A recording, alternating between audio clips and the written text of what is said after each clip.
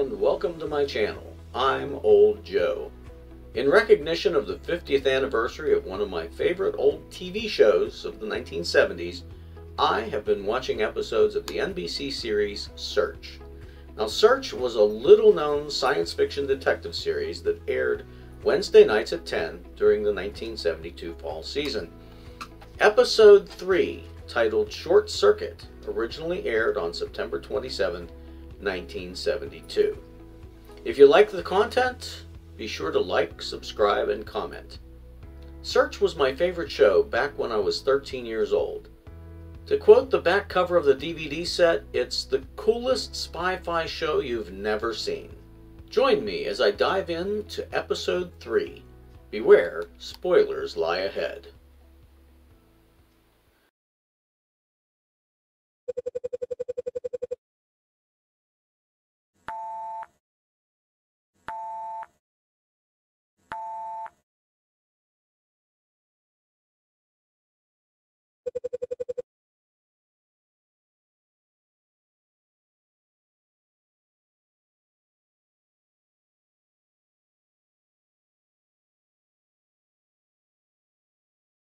I have to say, going in, that I have absolutely no recollection of ever seeing this episode.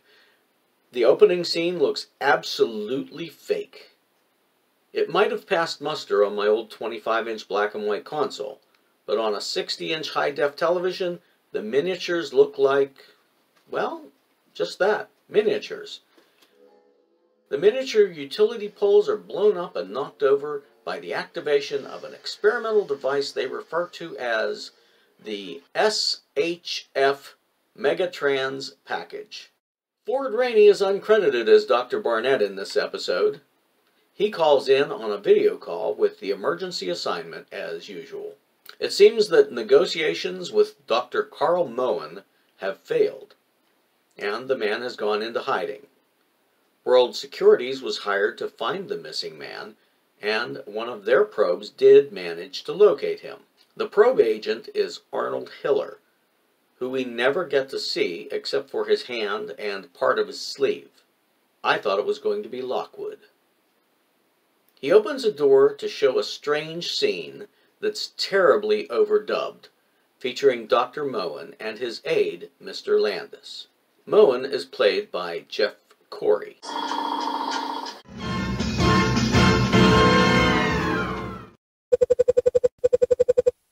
Jeff Corey was born on August 10, 1914. He got the acting bug after taking a drama class in high school. He joined a traveling troupe performing Shakespeare in the 1930s. He moved to Hollywood and appeared in several films in the 1940s. He served in the Navy Photographic Service as a motion picture combat photographer, receiving a citation for obtaining footage of a kamikaze attack while aboard the aircraft carrier Yorktown.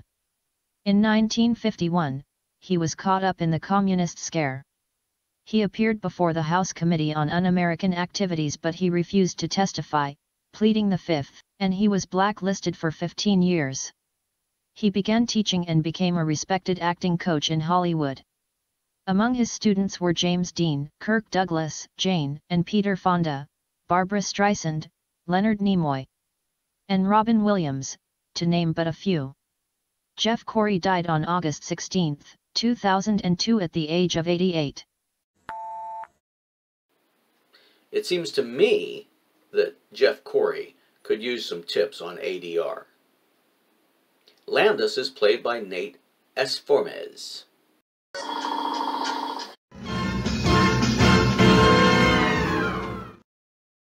Nate Esformes was born in New York City on June 29, 1932. He started acting in the mid-1960s, playing small roles, mostly as minor characters on television shows. He played 5 different characters on various Mission Impossible episodes in the 1960s and 1970s. His last acting credit was in 1992. He died on June 19, 2013. In some choppy dialogue, Moen threatens to destroy probe control in 10 hours. You have exactly 12 hours before Mega Trans Package destroys probe control. He presses 3 buttons on a handheld device. That's the Megatrans Package, which, if you ask me, is a stupid name. The Megatrans Package is able to destroy anything electrically powered within a quarter of a mile. When Moen moves a lever to activate the device, we lose our picture. We hear that Hiller's scanner was burned to a crisp. He had disabled his ear jack, or he would have gone deaf. When we first meet standby probe C.R. Grover, played by Doug McClure, he is riding a horse along the beach, and then surfing. As I seem to recall, out of all the probes, C.R. Grover was my favorite back in 1972. VCR Cameron calls Grover, who was apparently supposed to be following the briefings, not horse riding, surfing, fishing, admiring the scenery, and cooking over a campfire while on standby. It's a good thing we have a first-class backup man ready to step in at a moment's notice. Yes, sir, Mr. Cameron. I'm on station. You've been following developments. Developments? Yes, sir. I was a bit confused because it seemed as if Grover wasn't wearing his scanner. I watched it a second time and I noticed the scanner was there in some scenes, but he wasn't wearing it in some others. Cam complains about the audio interference, but he doesn't seem to notice the video feed on his monitor. Grover was pretending to be working out, but then we see the video of him reeling in his fishing line. It's on the monitors at Probe Control, so I have no idea why Cam seems so oblivious to what's going on. Grover has to leave the luau and the girl, played by Susan Damante.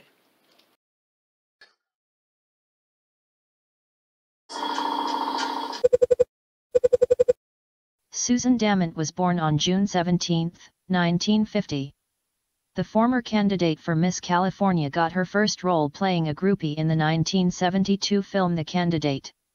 Her role on Search that same year was her first appearance on a network television series. Since then she has appeared on many series, including Emergency, Ironside, The Rockford Files, Marcus Welby MD, Columbo, and Falcon Crest. She is still active in the industry, sometimes credited as Susan Damant Shaw or just Susan Shaw. Grover quickly changes into a suit and hurries to the airport to meet a courier carrying a backup scanner.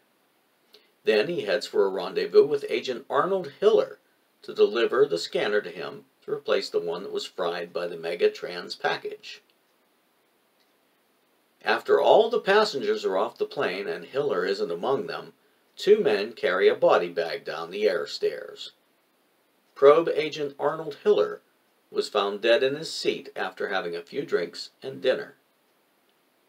When Probe Control plays back the footage of disembarking passengers, expecting to find Dr. Moen in disguise, they actually discover that his aide, Mr. Landis, was aboard the plane. He must have killed Hiller. Probe Control researches Moen's family. His wife is deceased, but he has a daughter, Lelia, who lives in California. She teaches at a woman's academy. Grover sets out to meet with the daughter. For such a small part where we don't even see her face, Carol Jean Norman is credited as the car rental girl.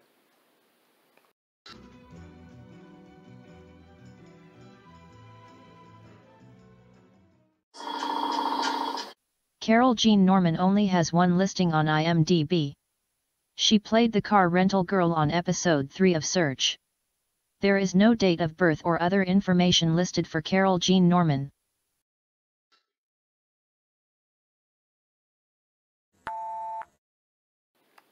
At the academy, Grover stops a student to flirt and to inquire where he might find Lelia Moen.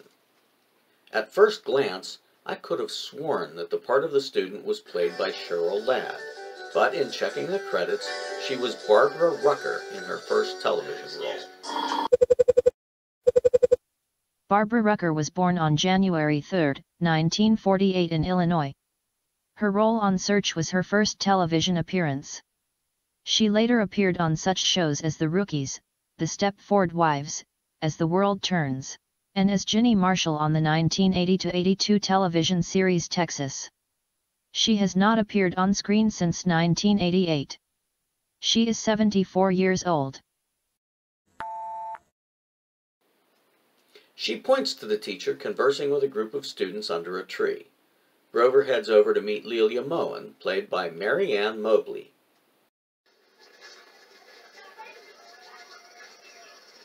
May I help you?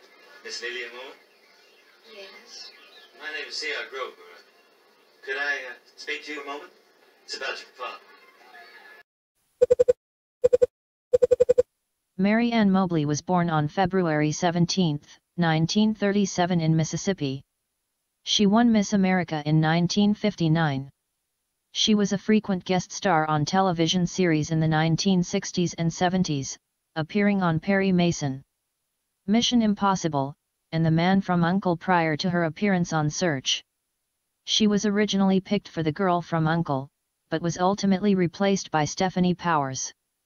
Similarly, she was cast as the original Batgirl, but was replaced again, this time by Yvonne Craig. Later she would guest star on Fantasy Island and The Love Boat. And she often appeared as a guest celebrity on the daytime game show Match Game.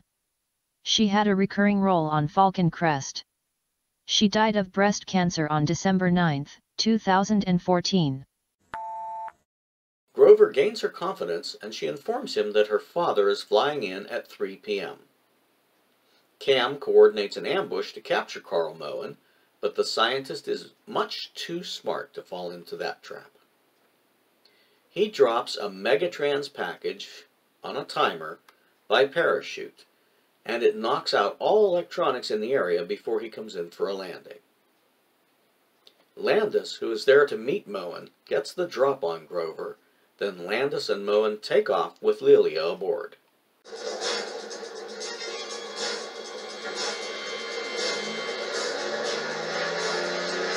When a couple of cops show up, they park near where Grover is pinned under some empty crates. Why they park there instead of heading to the tower, I'll never know. But anyway, they find Grover under some crates marked airplane engines. One of the cops decides to try using the forklift. That could be dangerous. Where I work, you have to be trained and certified to operate a forklift. So they casually lift the crates off of Grover, but they complain about them being heavy. They don't appear to be very heavy at all. Grover does say later on that the crates that hit him were empty. Grover drives a Jeep all around the airport and checks the runway for the Megatrans package. Moen had already picked it up. All Grover can find is a handkerchief blowing across a runway marker. It has Swan Hotel written on it with eye marker.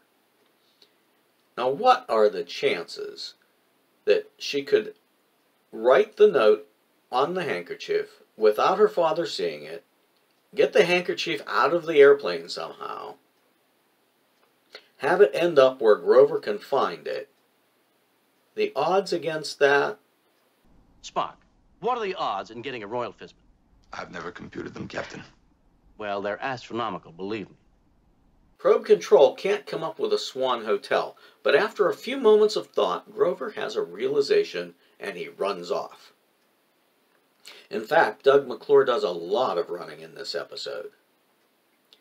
Grover's scanner is out of commission from the effects of the Megatrans package, so he retrieves the spare scanner that he had placed in an airport locker earlier. Once he's back online and headed to the Belmont Hotel, where they have swans in a pond, Grover locates Lelia, sitting at a poolside table with Landis. Grover decides to go for a swim. He attracts Lelia's attention and they meet secretly in the pool. When she tells him that Moen is on the way to Probe Control with the Megatrans package, Grover goes in pursuit of Moen. We see Moen park his sedan near the World Security's headquarters. While he makes his way in through a manhole, Grover heads to the high-voltage section in the basement. Grover gets lost in the intricate passageways in the underbelly of the building. Dr. Barnett calls in and tells Cameron to shut down probe control. It won't work. Grover reminds Cam about all the built-in backups that would kick in if he tried to shut it down. Grover locates Moen and his Megatrans package. They struggle over it. Although Grover is able to wrench it from Moen's hands, his foot gets stuck, so he can't get away. The two struggle some more. Moen is able to activate the device, and as they continue to struggle, the device goes flying into the air. Grover catches it, ties Moen to a pipe, and skedaddles. Moen gets himself loose and heads back out the way he got in. Meanwhile, security gets Grover's car ready for a hasty getaway. Back at his car, Moen produces a gun. When Grover leaves the building with the package, Moen goes into pursuit. He fires a few rounds at Grover as they drive through the hills of L.A. There's one shot where it's terribly obvious that it's not Doug McClure driving the yellow sports car. The stunt driver doesn't look at all like him. Then, back to a close-up. Grover makes it past the danger threshold just in time before the Megatrans package activates, blowing up a nearby transformer and downing sparked wires. Moen crashes his car into a utility pole. Grover pulls Moen out of the car and uses the man's gun to destroy the Megatrans package. Dr. Barnett mentions some kind of a bonus for our hero, and Cam tries to give Grover the good news, but he's off swimming with Lelia. His new scanner is out of commission. It's no use. There's no scanner, and his earjack is still turned off.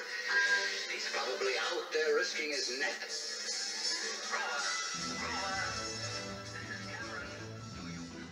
Save it, end program.